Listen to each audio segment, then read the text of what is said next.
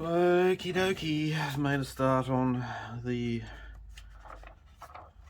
new and improved F16 from Kinetic, and so far there's no improvement to the old one. I'm just doing some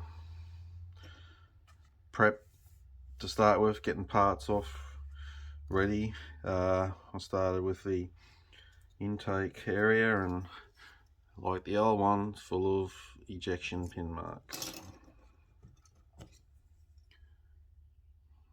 So I'm gonna have to used Tamiya white putty. I like this putty, it dries really nice and hard. So that'll be, you gotta leave it though over, so that'll be a day before I can get in and sand them out, before I can start putting that together. I've put the pedals are, there's 5 pedals to go in. They don't fit so great together. You can see I started with putting the pedals around the actual end of the engine cone area, but they weren't lining up, so I've glued them together in a circle and then put them in, and there's left with small gaps, and you can see in the, some areas in there, there's gaps. I'm gonna have to putty up, and there's also, I'm not sanding them all out, but there's injection pin marks on the inside. I can probably sand the end ones out a bit more. I did a couple, but so that's disappointing as well. And as I mentioned with the prep work, I want to work out what loadout I'm putting on it.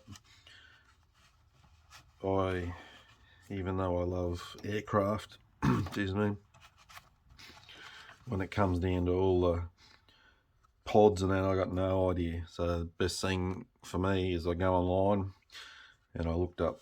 What I did was so I'm doing the Minnesota Air National Guard, the Bulldogs.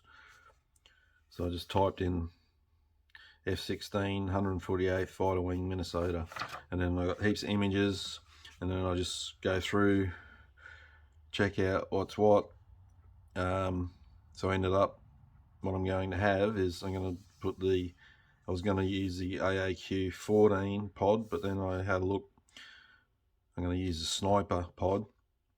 I saw some images with that on, and what was the other one I was putting on? The the AAQ 13. I've seen that on them, so I'm putting those 2 pods, and I'm putting the ALQ 184 on the belly instead of a drop tank, because I saw some images with that on there.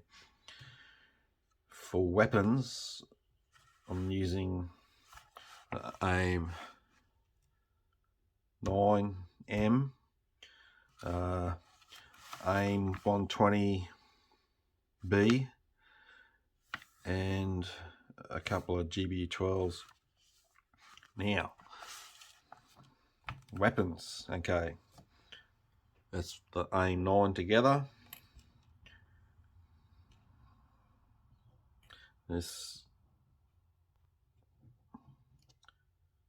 is the AIM 9 parts. That is just ridiculous. So once you get all that together, then you got all the seam lines that you're going to have to take care of, and there's also ejection pin marks that need filling. There, so it's at 4.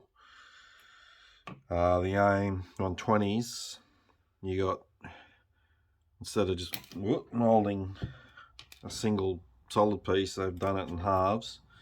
So glue the halves together, and then you're going to clean up seam lines, and then you got to put the fins on. So I didn't cut the fins off the sprue yet. I'll wait till I clean them up. and the GBU 12 is, and two halves for the rear section, and you're going to have to put all the fins in. So that's no improvement over the old kit either. So I don't know where the improvement is. Maybe the fuselage area. I hope something's improved. Anyway, that's the start I've made. I finished doing up these pods and weapons. Well, what I'm going to do now anyway, like I said, I won't go cutting off all the fins for these until these have dried and I've cleaned them up. I don't want parts floating around everywhere. And then I'll come back and start on the cockpit, which I can't see that's going to be any different either, but the cockpit's not generally a problem with this kit, but intake area is, and by the looks of it, nothing's been done to improve that, but I'll see when I start putting it actually together with the outer fuselage skin on, and the intake lip, that was the problem area too on the original kit.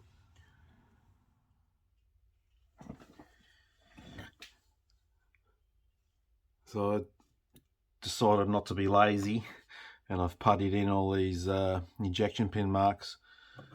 I had a look at the video. You couldn't really see them before, but you can see how many there are. I've still got those gaps, put filler there. I'll use perfect plastic putty there because it's just water soluble. I can put it in and just wipe it out and clean it off. And I've puttied the ejection pin marks in those side winders. I've put the cockpit tub together. That's no problem with the cockpit, like I mentioned earlier. Just pay attention to your instructions for your instrument panel, your main instrument panel, because I think there's 3 in the kit. There's another one there, another one there. So some are for the 2-seaters and other versions. So Kinetic do, like, a lot of their sprues cover all types of the F-16. So just pay attention to your part call out. It's not major, but this piece here, little panel, you glue that onto the main instrument panel.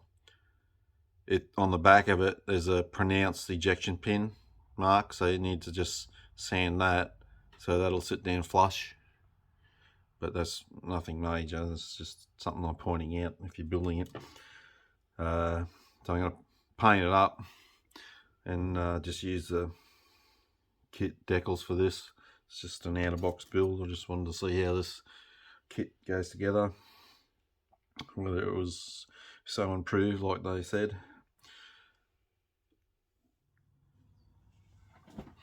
Alright, I've painted up the cockpit tub, and as you can see, I've put in the kit decals.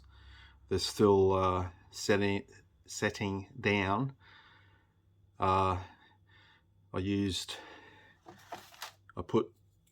After the paint was dry and I gave it a clear gloss coat, I brushed the mark setter onto the where the decals were going. So this is you put that on before. That sort of softens the decals, and this one is even though it's called softer, the back to front, how they've labelled them, this is the one that sets the decals. But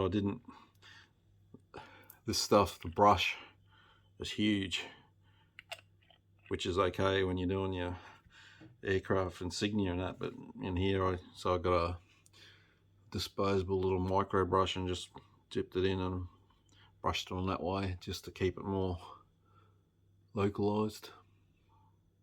So not too bad for kit decals. But yeah, they're still settling down at the moment, and after that dries and everything, I'm going to paint in joystick and